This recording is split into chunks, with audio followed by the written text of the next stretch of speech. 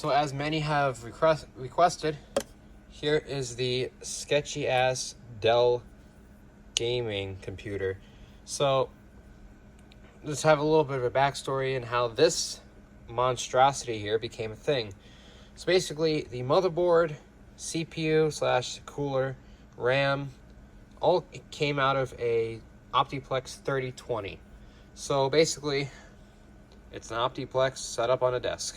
That's basically it. 1030 I've owned for a while, so I just chucked that in there because I don't use it. And then this sketch power supply. This is from an older optiplex. I don't even know. Windows XP era. That's all I know.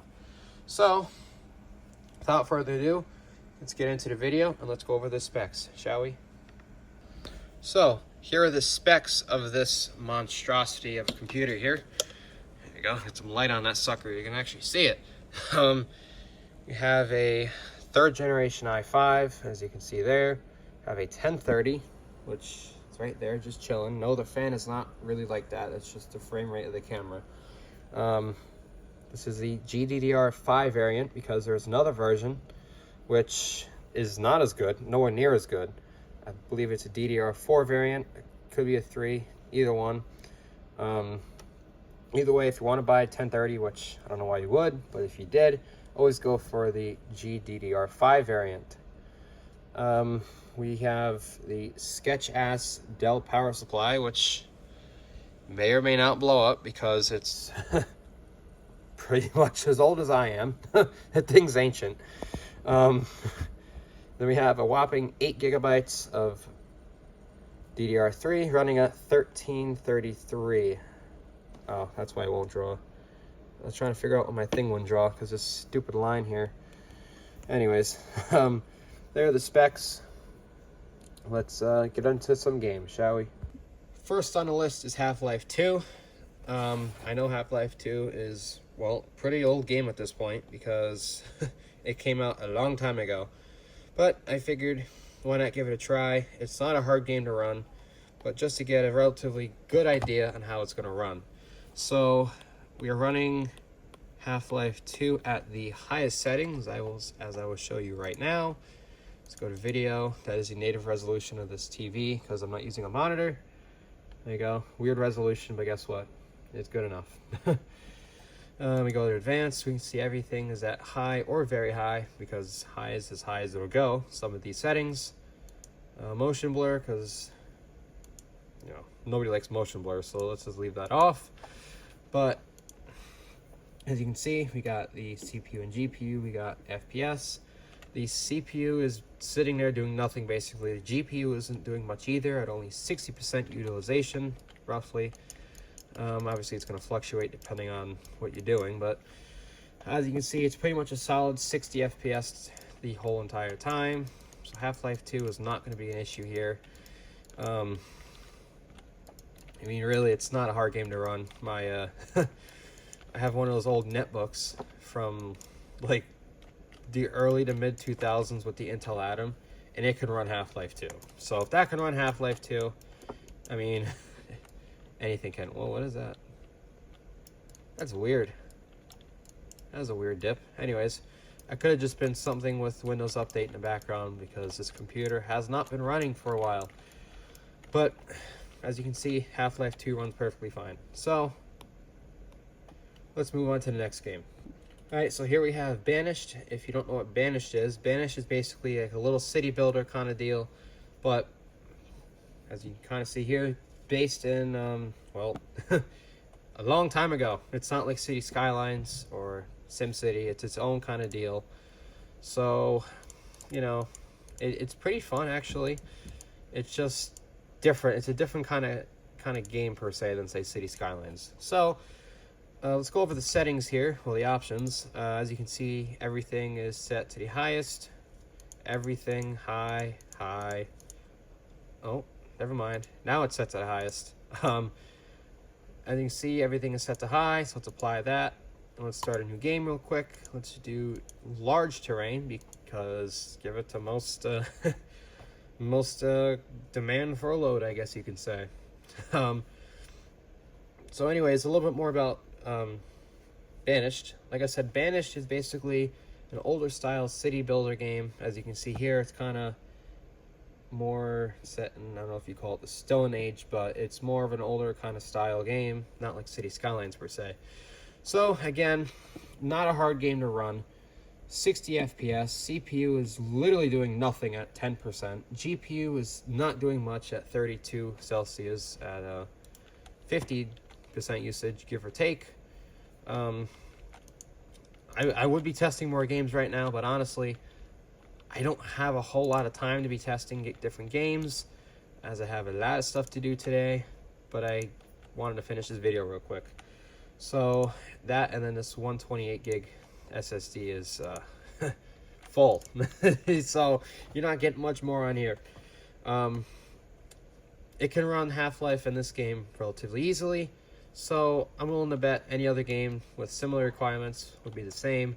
BeamNG Drive will run. I already tested it a long time, not too long ago. I tested BeamNG not too long ago. It did run. Oh, there go my dogs. Anyways, BeamNG will run. You just have to run it at pretty low settings because the 1030 only has 2 gigs of VRAM, so that's not much. And this computer only has 8 gigs of RAM, so that's definitely a limiting factor for a game that has a minimum of 16 gigs, but it does run on like the basic maps, like grid map. So if you want to play BeamNG, I guess you could. Definitely don't recommend it though. Yeah. So Banished is running at a 60 FPS, you know, perfectly. Not too much to worry about here. Let's move on to the next game. Next up, we have Farming Simulator 17 running at the highest settings. High, very high. All these percents are turned up relatively high. This game is not very hard to run, running at the native resolution there. Like I said, this game is pretty easy to run. Wow, I have a lot of saved games on here. Let's try and, yeah, let's do this one. This is an old save of mine. Oh, I just clicked back, didn't I? God, I'm stupid sometimes. These are really old saves. I haven't played this in a while. Oh my god. Anyways, this game is easy to run. Everything's on the highest settings. So let's just see how it runs. It should not take very long to load because it is on an SSD. And if this game does run good, I will try Farming Simulator 19, which had a pretty massive overhaul in the graphics department. So we're going to see how that game runs, assuming this game runs okay, which I have a pretty good feeling it will, considering it runs on a MacBook from 2017. Wow, a lot of money. Anyways, wow, that is surprising. Really? It's on at a solid 60 FPS? That is kind of surprising. And holy shit, does this bring back memories. Wow. These were the days. Holy crap. Anyways, as you can see, the GPU is finally starting to do some work here. At 100% utilization, the CPU is still basically sitting around doing nothing at 30%. Frame rate is sitting in the 40s, which honestly was a little surprising to see, considering this game is not hard to run at all. But then again, I think one of the things that really kills it is the foliage I had turned up pretty dang high, and foliage tends to really kill the frame rate. And just like the shutter speed of my camera is screwing with the actual game here. Anyways, I can't adjust that. I'm sorry about the flickering. That's just how my camera records. Anyways, this is somewhat surprising to me. I mean, obviously it's still playable. If you turn the settings down to even medium and high, it'll probably be 60 FPS. But if you insist on playing everything on high on this game, you can definitely do it. Just take note, this frame rate is in the 40s, so not exactly the best per se. So with that being said, I think we should try Farming Simulator 19 and see if that runs any worse, and then let's do video playback, shall we? So here we have Farming Simulator 19. So as you can see, we're running at the native resolution using the medium preset because based on how FS17 went, I do not think it would run very good at all on high and very high. So I went with the medium preset, and let's give that a shot. So I'm going to do another save of mine that has a lot of crap in it, basically, to really push this thing to its limits, to see kind of what the frame rate would be, you know, worst case scenario. Obviously, if you have smaller maps or save games with a lot less vehicles and all that stuff, your FPS will improve. That is for sure.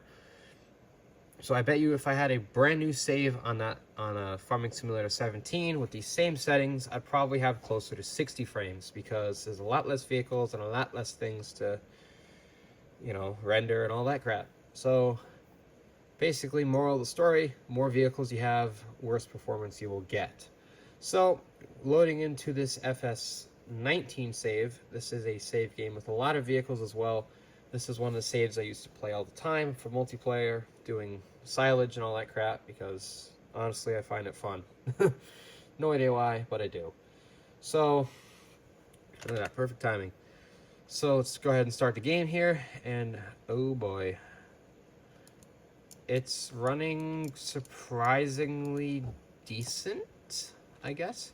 This power supply, though, I don't think you can hear it, but this power supply does not sound very good. If it does not sound very good, it's making a really weird bunch of noises. I don't trust it, but it's the last game, and then video playback, and then I can shut it down.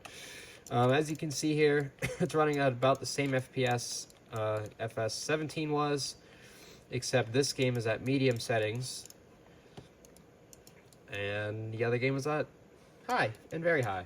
So as you can see, looking a different direction where there is not a lot of vehicles at all, the frame rate goes right to 60, GPU utilization drops, CPU utilization is slightly higher in this game, but as soon as I turn and look at all my vehicles per se, it starts to drop. And as you can see, these bunker silos full of silage. Well, actually you can't see them, but they're way back there, as you can kind of see back there. Looking in this direction, the GPU usage goes straight up to 100. FPS drops to about 45. So yeah, I mean, it's the same story as the last game. If you want, you can turn it down to low, obviously. Then you probably get closer to 60 all the time, no matter what. But if you want to play it like this, you certainly could. It's most definitely playable. This is probably comparable to Xbox One levels of graphics, maybe even a little better. And honestly, it's better performance than the Xbox One. So take that as you will. Oh, that wasn't good. That drop, it felt like the 20s. I don't know if I got it on the frame rate counter though. Anyways, let's move on to video playback, and then I guess my final verdict per se.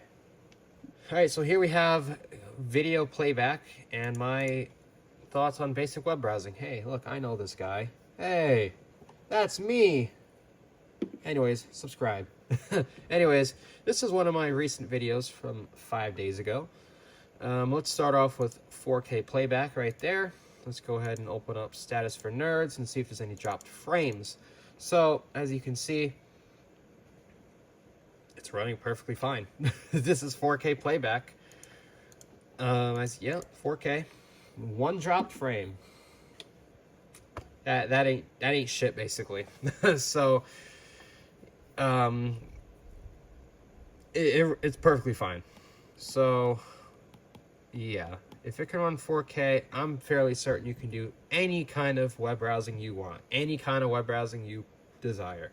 So, video playback and web browsing, perfectly doable. And yeah, let's move on to my final verdict. So here we have the final FPS numbers for the different games we were trying out here. 60 for Half-Life, 60 for Banished, 45 and 45 for both Farming Simulator games. Obviously, that'll vary on these two, depending on how much you have in terms of vehicles and stuff and all that stuff in general. More stuff you have, less frame rate you will have.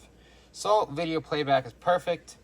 And you're wondering why this no is here. That's because no, I would not recommend this computer or computer of similar specs to this one over there. For one reason, it's old. It's a 3rd gen i5 system. It's old. So unless you really like desperately want, oh, I didn't want that. Unless you really desperately want a cheap computer to do whatever with, I wouldn't say you should get something like this. Get something newer.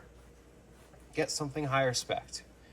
So, yeah, take that as you will. Obviously, you can buy one if you want. I can't stop you on that, but I can't recommend you buy something like this in 2024 because you can get so much better hardware on, honestly, a relatively low budget these days. You can get a Ryzen 3 system if you look in the right places relatively cheap on like Marketplace or even eBay, Craigslist, or any other sites like that you got in your area or country or whatever.